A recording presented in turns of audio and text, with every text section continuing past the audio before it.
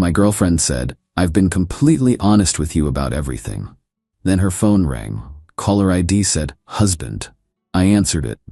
When a man said, "Hey babe, when are you coming home?" and I realized I'd been the side guy for 18 months.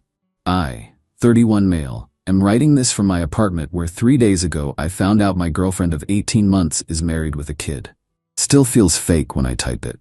Met Tira, 29, at a coffee shop. She was reading a book I loved. We started talking. Seemed perfect. She said she worked remote for tech company, traveled a lot for client meetings. Made sense because she'd disappear for days, but we texted constantly. We spent weekends at my place, never hers. Said her roommate was super weird about guests. I bought it. My apartment was nicer anyway. 3 days ago she was on my couch. I was doing dishes. Her phone rang on the coffee table. Caller ID, "Husband?" I stared at it, picked it up, answered. "Hey babe, when you coming home? Izzy's asking about you." Guy's voice, comfortable, familiar. "Who's this?" I said, long pause. "Who the hell are you? Where's Kira?" "Noah, Kira's boyfriend. Who's Izzy?" "Her daughter. I'm Blake, her husband. Where is my wife?" The bathroom door opened. Kira walked out, saw me with her phone, went white. "Noah, I can explain. Your husband wants to know when you're coming home. Your daughter is asking about you." Swat, she lunged for the phone. I held it away. "Blake, you should come get your wife. I'll text you my address." "On my way." Hung up, looked at Kira. "You're married. It's not what you think. You have a daughter." "Noah, how old?" "How old is Izzy?" 4. 4 years old. A whole kid, a whole husband, a whole life I knew nothing about. "Get out. Noah, please just listen. Get out, now." She started grabbing stuff, crying, trying to explain. Kept saying it's complicated, and I was going to tell you, and I really love you. I didn't say anything, just stood there holding her phone. She left. I locked the door. Blake showed up maybe 30 minutes later. Big guy, looked exhausted and pissed. "How long?" he asked. "1.5 years." Jesus. She told me she started a new project, had to travel for work, sometimes stayed near client offices. I believed her. She told me the same thing. We stood there, 2 idiots. "She mentioned me?" Blake asked. "Never." "Yeah, she never mentioned you either. I'm home with our kid while she's..." He couldn't finish. We just stood there for a minute, then he left. I sat on my couch and stared at the wall for like 3 hours. Next morning, Tira started blowing up my phone. Must have sent like 50 texts. "Noah, please. I can explain everything. It's not what it looks like. Blake and I haven't been good for years. I was going to leave him. I just needed time. I love you. Please talk to me." I sent one message back. "Don't contact me. We're done." She replied immediately. "Noah, please. I can explain. Blake and I are basically roommates. Haven't been intimate in years. I was going to file for divorce, but I needed to do it right for Izzy. I love you. Only you. Please." Blocked her. Then I looked her up properly. Found her Facebook. Public profile. Wedding photos from 6 years ago. Baby pictures. Family vacations. Blake's arm around her. Izzy on her lap. The whole happy family thing. And mixed in? Recent posts. Date night at restaurants I'd taken her to. Weekend getaway from trips we'd taken together. Carefully cropped so I wasn't in them. Captions like "treating myself" and "self-care Saturday." She documented our entire relationship publicly while hiding me. I felt like the world's biggest moron. Blake contacted me a couple days later, found me on social media, asked if we could meet. I said yeah, met at a bar, both ordered whiskey. Seemed appropriate. "I kicked her out," Blake said. "That night, after I picked her up from your place, told her to leave." "Where'd she go?" "Her sister's. She tried the whole 'it's complicated' thing with me too. I told her to save it." "How's your daughter?" Confused, asking why mommy's not home. I told her mommy's at Aunt Jenna's for a bit. He took a drink. "Don't know what to tell a 4-year-old about this." "That's rough. Want to know the really messed up part? Found receipts. She's been using our joint credit card for your dates. The one I thought was for business expenses." My stomach dropped. "What?" "Yeah, fancy dinners, hotels, that wine country weekend you mentioned. I paid for half of that." "I paid for most of our stuff," I said. "But sometimes she'd insist on treating me. With my money." Blake laughed, but it wasn't funny.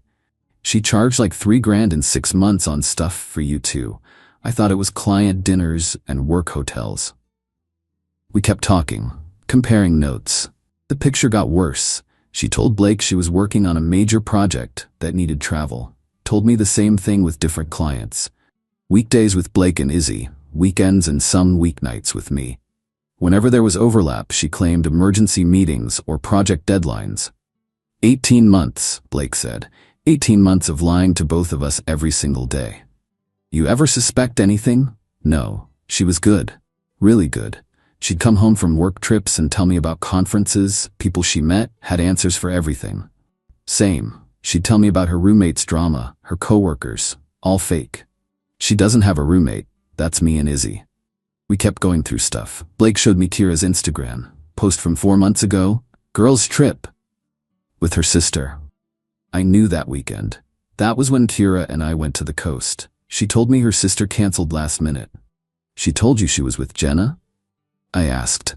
Yeah, sister bonding time. Even called me from Jenna's place to say goodnight to Izzy. She called me that same night from the hotel bathroom. Every trip, every work event, every girls' night, we matched them up. She'd been juggling both of us perfectly. Why?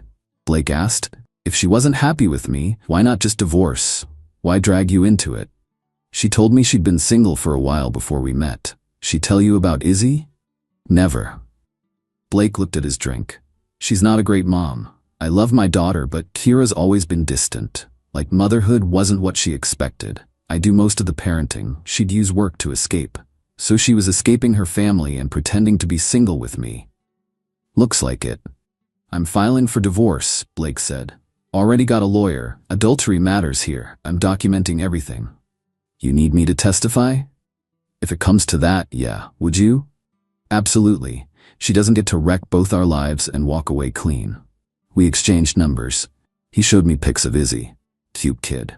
She deserves better than this, Blake said, looking at his daughter's photo. When we left, I felt weird.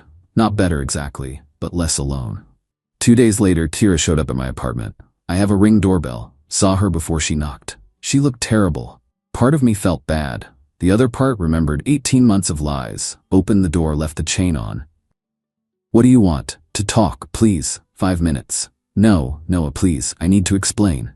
You're married. You have a kid. You lied about everything. What's to explain? It's not that simple. It's exactly that simple.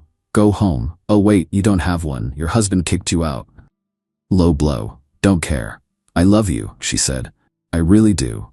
Blake and I have been over for years. Only stayed for Izzy. That's so cliché, I'm almost impressed. It's true. We're basically roommates. Haven't been happy since she was born. I wanted out, but didn't know how. So you dated me for 18 months while living with your husband? That was the solution? I was gonna tell you, I needed time to figure out how to leave Blake properly. 18 months wasn't enough time, she cried harder. I was scared of losing you if you knew. Scared of hurting Izzy, scared of starting over. So you just lied. Yes, okay, yes, I lied because I was a coward, but my feelings for you are real. What we had was real. We had nothing real, it was all lies. Please, I'll do anything, I'll get divorced, I'll make this right, just don't shut me out. You're not getting divorced for me. You're getting divorced because you cheated on your husband with me for 18 months. Noah. I talked to Blake, we compared notes. Know about the credit card, about using his money for our dates, all the lies you told both of us. Her face changed, desperate to angry. You talked to my husband? Yeah, turns out we have a lot in common. You had no right? I had every right. You made me part of this. She switched back to crying. I made mistakes, but people make mistakes. You can't throw away what we had because I wasn't perfect. This isn't about perfect. You don't forget to mention your husband and kid. If you really loved me, you'd forgive me. Give me a chance to make this right. And there it was. If you really loved me, you wouldn't have lied to my face every day for 18 months. We're done. Don't come back. Closed the door. She stood there for a minute, then left. Got a text from Blake an hour later. Kira called screaming about how we're conspiring against her and refusing to understand her side. FYI. She was just here. Tried the whole I love you thing. Tried that with me too after I kicked her out. Didn't work. Want to meet up tomorrow? Compare manipulation tactics? Yeah. Met next day. Blake brought a folder. Lawyer's idea, document everything. Credit card statements, texts, receipts, calendar entries. Evidence of the double life. She spent $8,000 of our joint money in the past year on you, Blake said. dinners, hotels, gifts, trips, 8 grand, while I'm working overtime to pay mortgage and daycare. I never asked her to pay. I know, she volunteered so she'd feel less guilty. Plus she could tell me it was work expenses and I'd reimburse her from our joint account. He showed me texts between him and Tira, her telling him she was at conferences, sending fake itineraries, photos from hotel lobbies she claimed were client offices. She's really committed to lying, I said. That's what scares me for divorce. If she can lie this easy, what else is she capable of? Blake showed me more texts. After he kicked her out, she'd been staying with her sister Jenna. But Jenna was getting tired of it. Jenna called yesterday, Blake said. Told me Tira's playing victim, saying I was controlling and emotionally absent and she had to find happiness somewhere. Jenna's not buying it, said this is classic Tira. What do you mean? Tira did this before. In college she dated 2 guys at once, told each one the other was just a friend. Jenna thought she grew out of it. Great, so I'm part of a pattern. We both are. Blake's phone rang. He looked at it and sighed. Her mom answered on speaker. Blake, honey, I heard what happened, Kira's mom Janet said, sympathetic tone. I'm so sorry. Thanks, Janet. I want you to know I think what Kira did was unacceptable. Completely unacceptable. Blake and I looked at each other. I appreciate that. But, Janet continued, there it was. I do think you're being harsh, kicking her out, refusing to talk. That's extreme.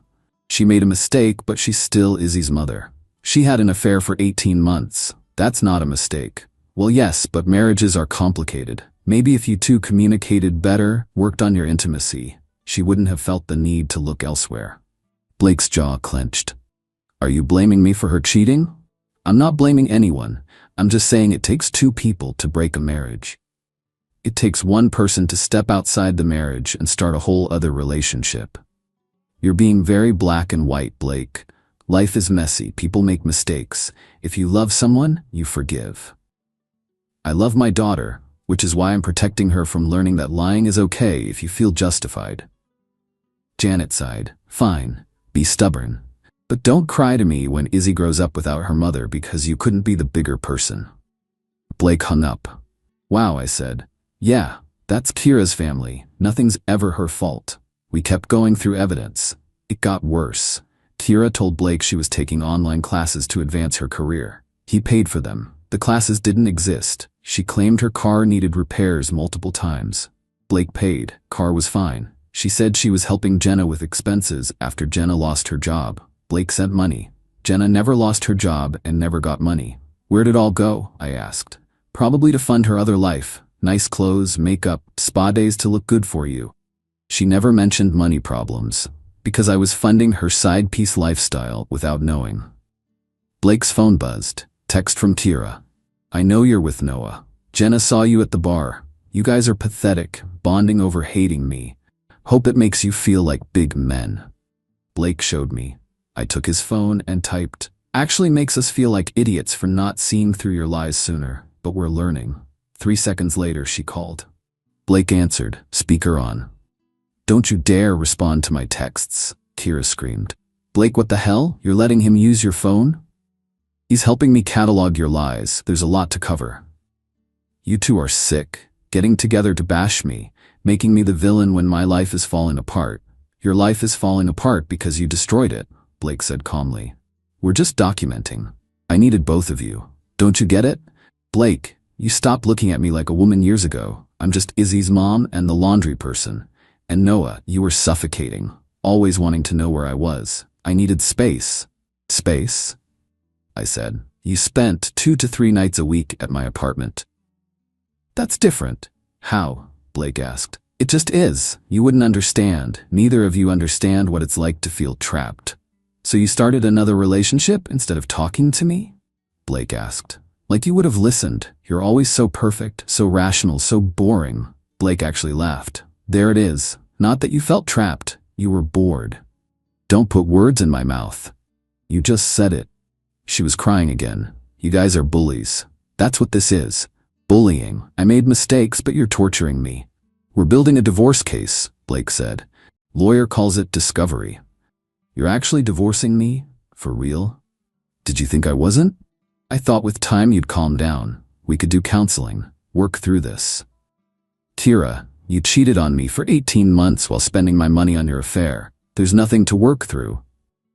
Fine, divorce me. See if I care.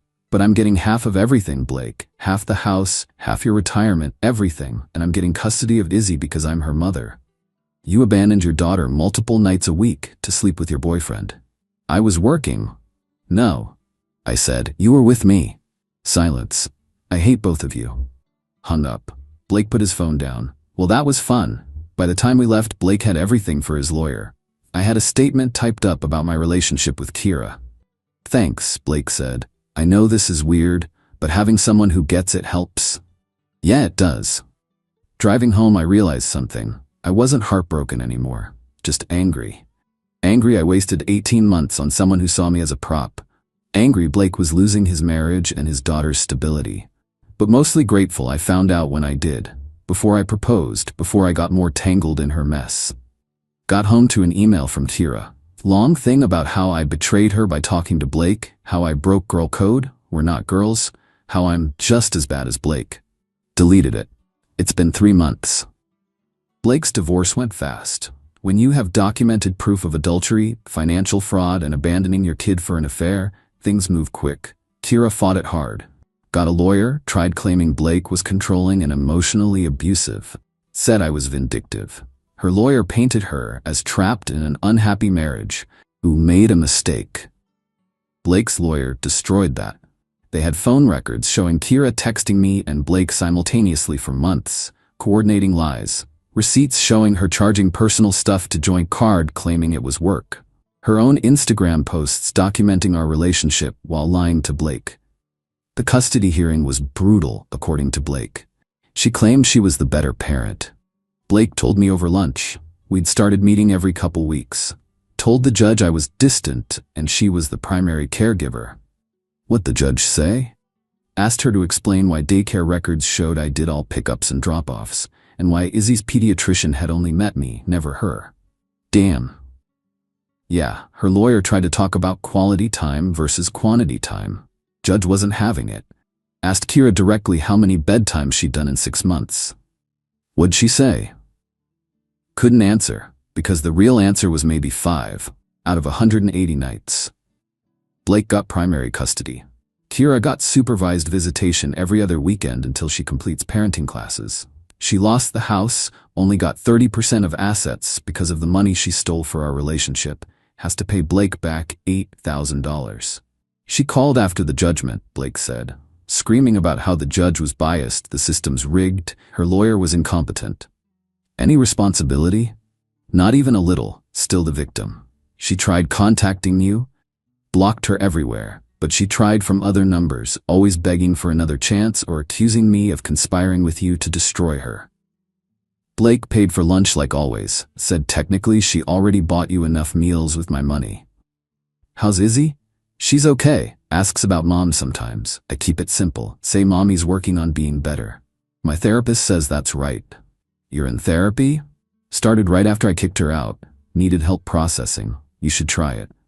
Maybe. We talked about normal stuff. Work, life. Weird how comfortable the friendship had become. Hey, Blake said as we left. Having a thing next week for Izzy's 5th birthday, small party, you should come. Me? Yeah, you're my friend, and you unknowingly helped me see my marriage was a lie. That's a weird reason to celebrate at a kid's party. Come anyway. I went. Met Izzy for the first time. Smart kid. Blake's clearly doing good with her. His parents were there, his sister, some friends, normal people having a normal party, no Kira. Her supervised visit was the next weekend. Blake's sister pulled me aside. So you're Noah? Yep. Blake told me everything. That's rough. Yeah.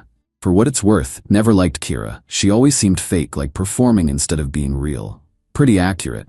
Blake seems better now, lighter. She was right. Blake looked happy, tired but happy. Leaving the party, Blake walked me out. Thanks for coming. Thanks for inviting me. Weird how this worked out. My wife cheats on me with you. We become friends. Now you're at my daughter's birthday. Life's strange. You doing okay? Yeah, I am. Still sucks sometimes, but I'm not drowning. Good. You deserve better than what she gave you. You too. I drove home feeling weirdly at peace. I'd spent 18 months with someone who didn't exist. The Kira I dated was a character. The real Kira was someone who lied to her husband and ignored her daughter while spending his money on her affair.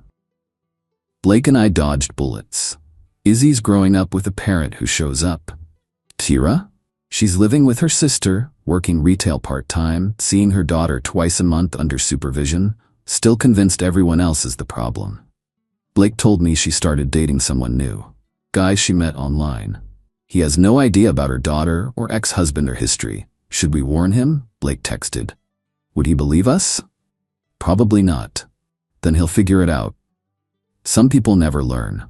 Kira's one of them. She'll keep making messes, blaming everyone else, never looking in the mirror. Not my problem anymore. Blake and I still meet for lunch every few weeks. Sometimes we talk about the whole situation. Sometimes just normal stuff. He's a good friend. One I never would have had if his wife hadn't cheated on him with me. Weird how life works. That's where I'm at. No perfect ending. No dramatic revenge. Just real life. Messy, complicated real life. Kira's facing consequences. Lost her marriage, lost custody, lost assets, lost respect, but she's still out there lying, still refusing to take responsibility. Blake's moving forward. Izzy's adjusting. I'm healing. Sometimes that's enough.